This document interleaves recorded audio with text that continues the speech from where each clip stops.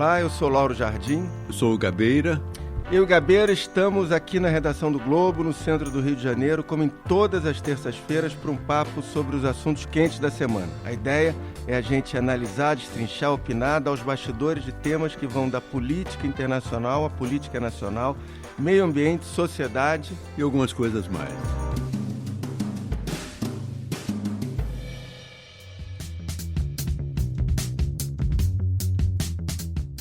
O Lauro Gabeira está disponível a partir das 5h30 da tarde, das terças-feiras, no site do Globo, no Spotify, no iTunes ou na sua plataforma preferida de áudio. Hoje, eu e o Gabeira vamos conversar sobre 3 assuntos. A gente vai falar da surpreendente acusação do presidente Bolsonaro contra Leonardo DiCaprio. O presidente disse que o ator americano financiava as queimadas na Amazônia. A ONG divulga aquilo, faz uma campanha contra o Brasil, daí entra em contato com o Leonardo DiCaprio, e então o Leonardo DiCaprio doa $500 mil para essa ONG. Uma parte foi para o pessoal que estava tocando fogo. Uma fala presidencial sem qualquer base na realidade e que expôs o Brasil mais uma vez diante do mundo, justamente alguns dias antes de começar a COP em Madrid, a Conferência do Clima. A gente também vai abrir espaço para falar sobre o que parece ser uma intensificação das ações do governo contra a imprensa profissional e de uma série de nomeações esdrúxulas na área da cultura. Nomeações que vão desde um presidente da Fundação Palmares, que diz que a escravidão foi boa para os descendentes dos negros, até um presidente da Funarte que acusa o rock de ser uma espécie de porta de entrada para o aborto e para o satanismo. O rock ativa a droga, que ativa o sexo, que ativa a indústria do aborto. E a indústria do aborto, por sua vez, alimenta uma coisa muito mais pesada, que é o satanismo. Por último, eu e o Gabeira vamos também entrar no outro assunto quente da semana.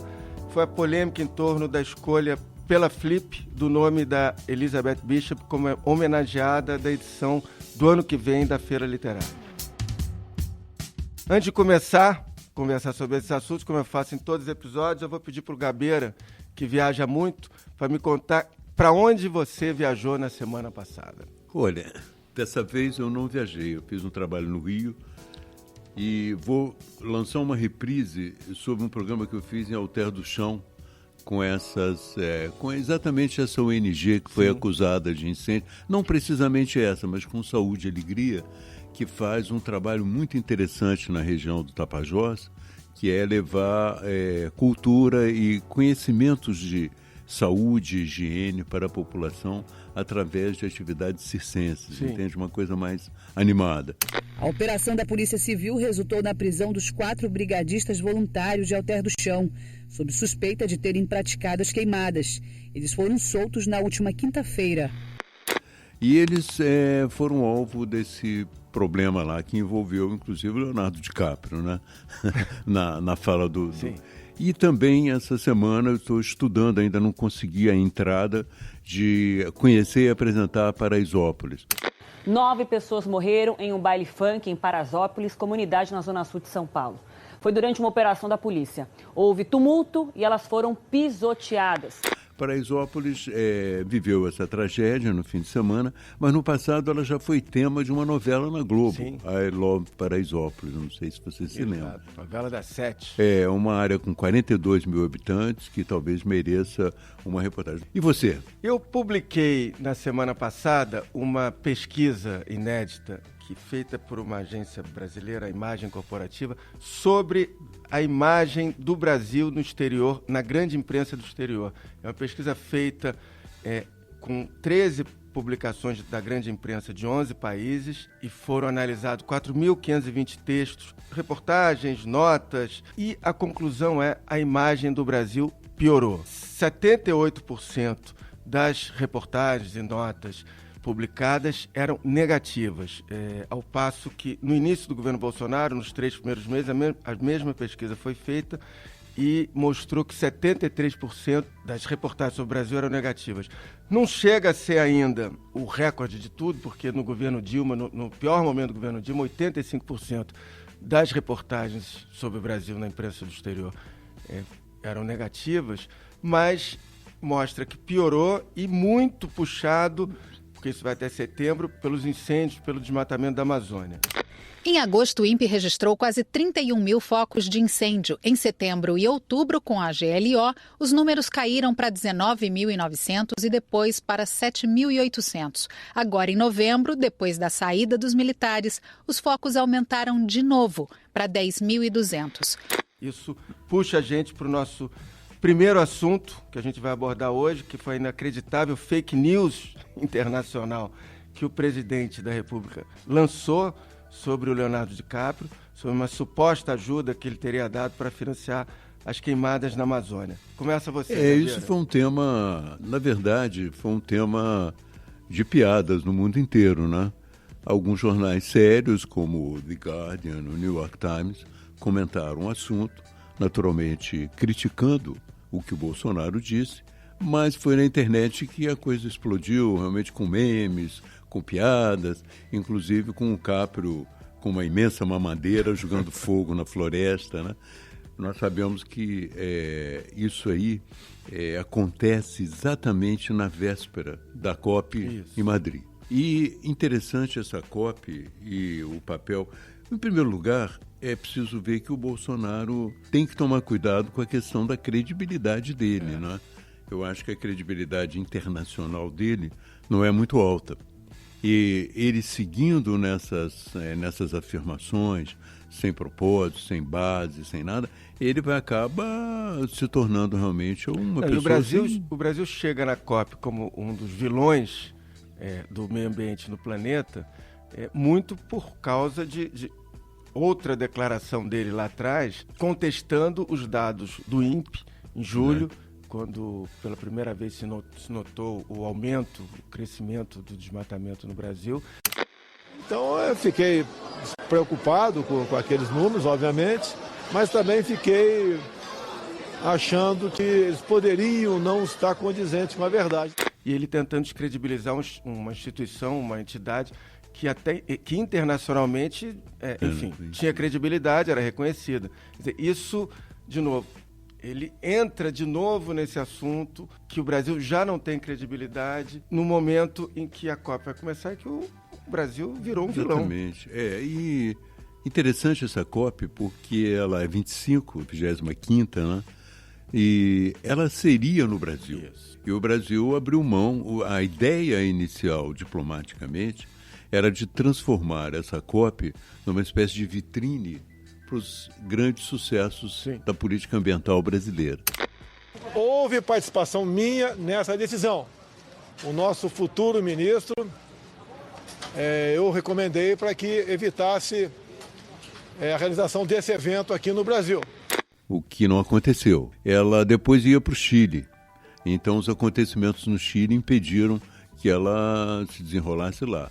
E agora vai para a Espanha numa situação em que nós estamos bem diferentes do que planejamos no princípio, né?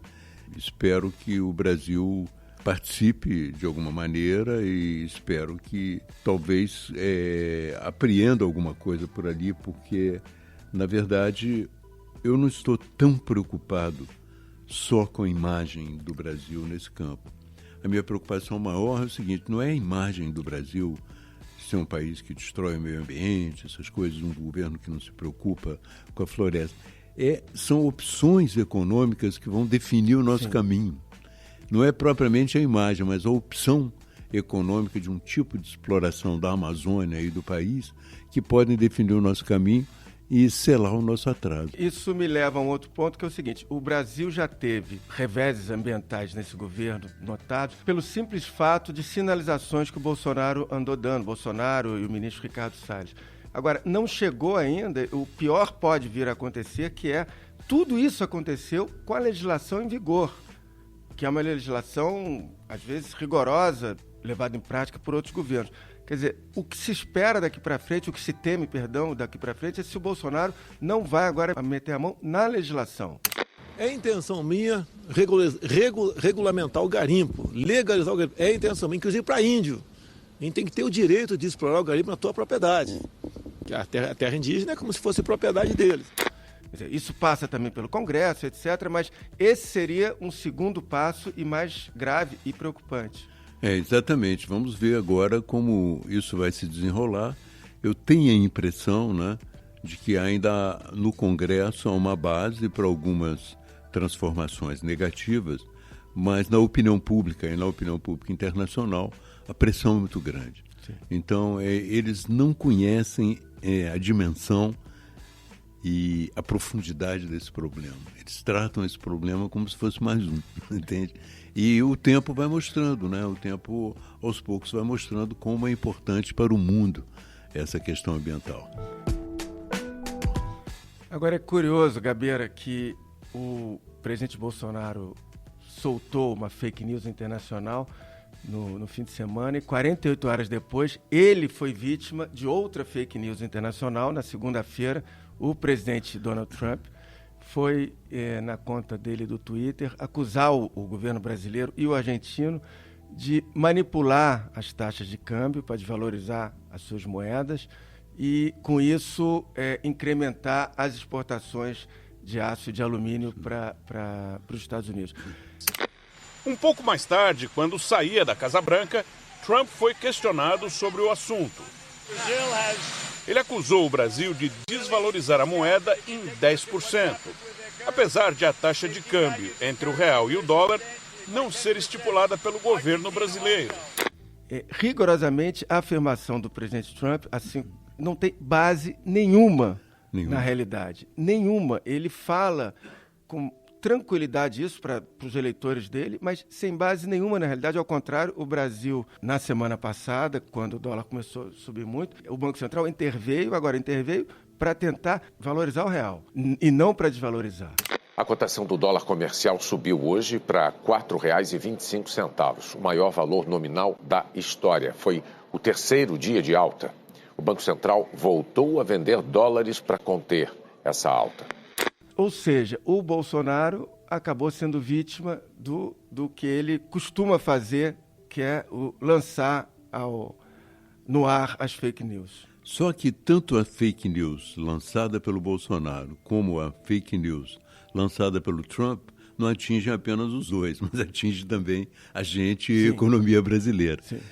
No caso aí, é tão difícil compreender como o Trump de repente fala isso, numa situação dessa, que eu só posso admitir que existem outras causas além da questão do aço e da questão do alumínio.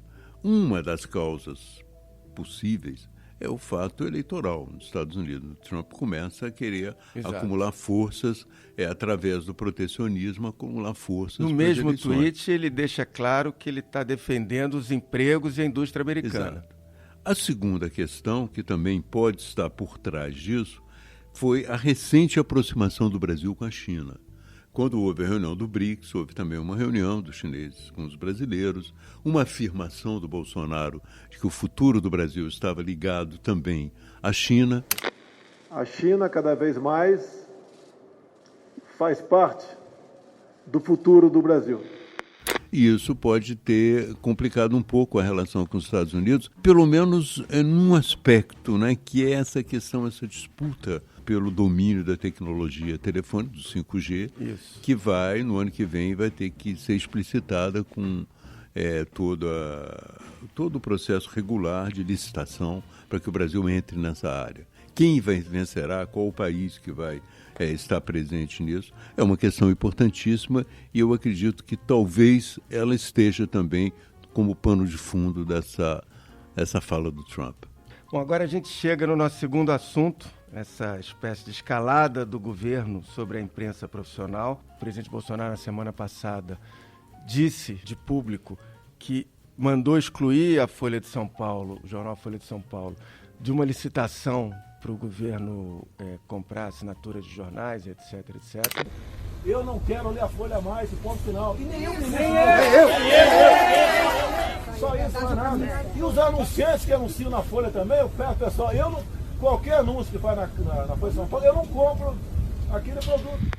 Tem essa escalada nesse ponto e também uma radicalização na área da cultura com a nomeação de personagens que parecem, enfim, ter sido nomeados para dar declarações chocantes, bem ao estilo, aliás, do Bolsonaro, do ministro da Educação, Abraham Weintraub. Gabeira, onde é que o governo quer chegar com isso? Olha, sinceramente eu não sei, não é?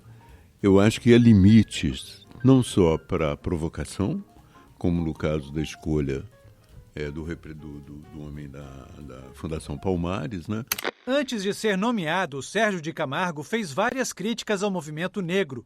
Nas redes sociais escreveu: "Não há salvação para o movimento negro, precisa ser extinto. Fortalecê-lo é fortalecer a esquerda." Em outra postagem ele afirma: "A escravidão foi terrível, mas benéfica para os descendentes. Negros do Brasil vivem melhor que os negros da África." Porque ali é uma provocação evidente, né? Dizer que a escravidão foi boa para as pessoas, que o movimento negro devia acabar, entende? São coisas que não vejo governo nenhum no mundo dizendo, entende? São realmente provocações. Já no caso da Funarte, a tese que ele apresentou é mais uma dessas teses da mamadeira de piroca. Então, enfim, é isso que eles vivem nesse mundo, entende? Que você não consegue chegar perto para discutir, porque ele acha que os Beatles são os representantes do comunismo e que foram influenciados pelo Adorno. O Olavo de Carvalho acha que o Adorno fazia as letras dos Beatles. Você imagina, ele não conhece o Adorno, nem conhece os Beatles. Como é que ele pode imaginar que da cabeça o Adorno era um cintura dura enorme, ele jamais faria uma letra de música. E agora ele vem com a história de que Deixa eu ler aqui, o rock levou a aborto. Bom, você vai ler. Mas... Não, eu vou ler aqui duas frasezinhas do Dante Mantovani, maestro de Londrina, novo presidente da Funarte. Aspas. Existem indícios de que a distribuição de LSD em larga escala em Woodstock foi feita pela CIA. E ele diz que foi feita pela CIA com agentes infiltrados pela União Soviética. Ele disse também: a União Soviética mandou agentes infiltrados aos Estados Unidos para realizar experimentos com certos discos para crianças. Ou seja, é uma versão bolsonarista da velha piada que comunista come criancinha. Claro, e depois essa compreensão de que os Beatles eram comunistas, que o John Lennon tinha feito um pacto com o diabo, ele talvez esteja confundindo um pouco também as letras dos Beatles com os Rolling Stones. Enfim, ele deve estar num mundo muito especial. Mas acontece o seguinte, coloca para a gente uma dificuldade muito grande. Como é possível dialogar, ou pelo menos ponderar, com pessoas que estão nesse universo, digamos assim, paranoico e fantástico, sem nenhuma relação com a realidade? É muito difícil. Tem uma espécie de chuva ou tempestade de Olavos de Carvalho sobre o Brasil, sobre a cultura brasileira. Discípulos, né? Eles vão criando as suas teses.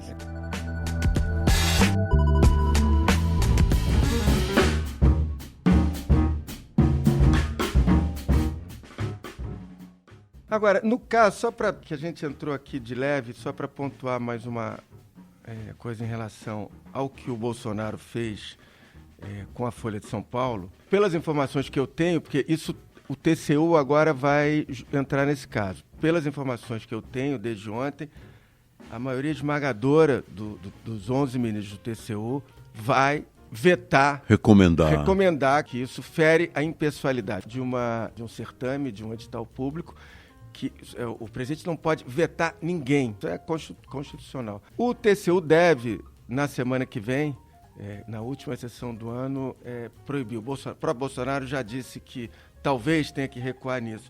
Agora, a questão é mais um recuo. A questão não é isso. Quer dizer, apesar dele estar, alguém pode dizer assim, não, mas ele está falando para o público dele.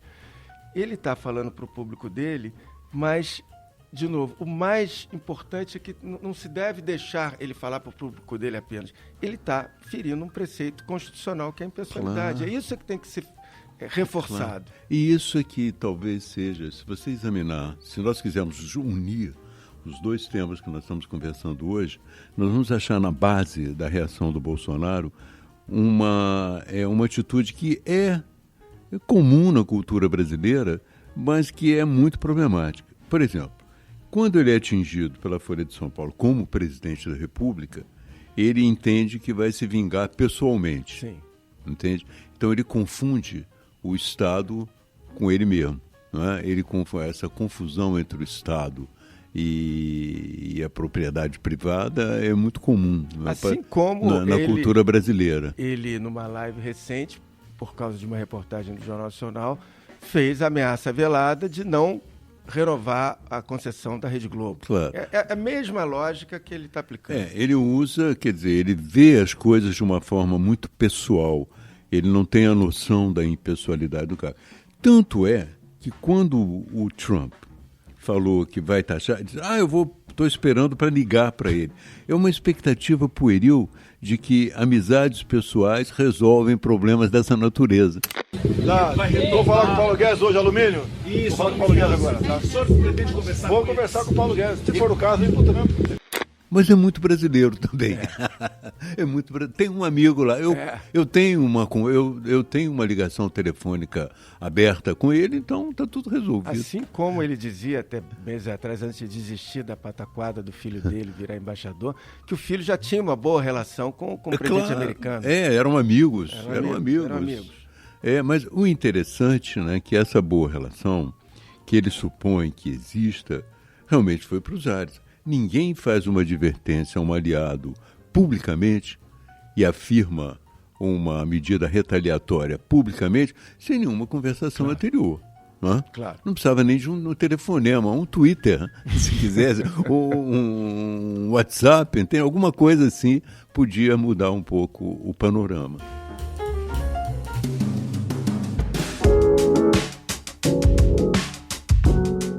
Bom, vamos agora finalmente falar também ainda na área cultural da escolha da Elizabeth Bishop pela Flip para ser homenageada desse ano, e como no Brasil de hoje nada escapa à polarização e discussões inflamadas, até a escolha de uma poeta para Flip causa discussões inflamadas. O que você achou eu acho disso, uma Gabriel? pena, eu acho uma pena porque a Bishop é uma grande poeta, ela tinha uma relação muito amorosa com o Brasil, apesar de tudo. Ela viveu em Ouro Preto, eu conheço a casa onde ela viveu em Ouro Preto, e eu sempre falei que era uma figura importantíssima, assim como era a companheira dela, a Lota Macedo Soares, que teve um papel enorme no urbanismo do Rio de Janeiro. Inclusive, elas foram objetos de um livro chamado Flores Raras. Que virou filme do Bruno Barreto. Virou o filme do Bruno Barreto. E são figuras importantes de talento, mas o que se passa com a Bishop, o fato dela ter tido um determinado... Porque ela escreveu para a Time também, escreveu um artigo sobre o Brasil. É o fato que ela tinha uma certa simpatia pelo governo militar que entrou, ou pelo menos era contrária ao governo Goulart. Né?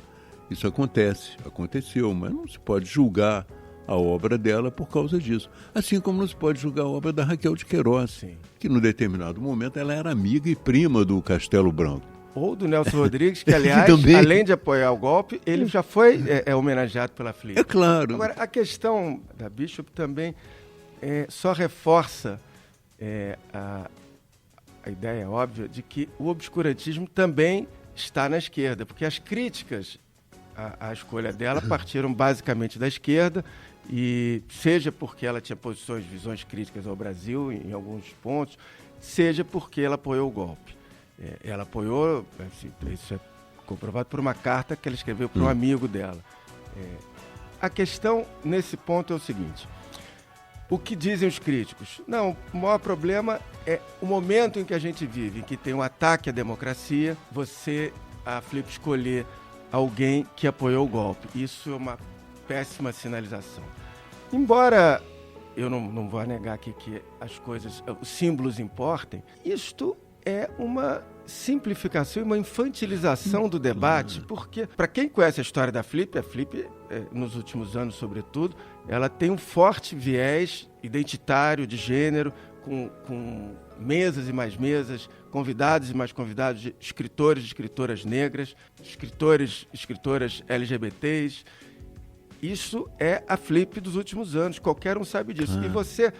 E alguém ficar preocupado porque o público não vai entender o que é a escolha dela, de novo, infantilizar o debate e achar que todo mundo é criança. E mesmo porque essa história da Bishop, eles foram buscar lá uma agulha no palheiro, porque ela mencionou isso numa carta, mas ela não foi uma defensora pública do golpe de Estado. Ela apenas tinha uma posição mais tolerante, talvez até simpática com o golpe de Estado naquela época. Mas não é uma militante de direita, não é uma pessoa que defendeu o golpe. publicamente. Então, eu acho que exageraram, mas como você diz, a intolerância não está só na extrema-direita, está na extrema-esquerda, mas, na verdade, se você vir, a intolerância está nos extremos. Sim. Bom, está terminando aqui o Lauro Gabeira de hoje. O Lauro Gabeira, eu vou repetir, está disponível a partir das 5h30 da tarde das terças-feiras no site do Globo, no Spotify, no iTunes ou na sua plataforma preferida de podcast. Esse episódio teve a captação de Vitor Carvalho e a edição também do Vitor Carvalho e da Carolina Moran. E para saber o que vai acontecer com esses e outros assuntos durante a semana, assine o Globo. Basta acessar assineoglobo.com.br. Na terça-feira que vem, a gente está de volta. Tchau. Tchau.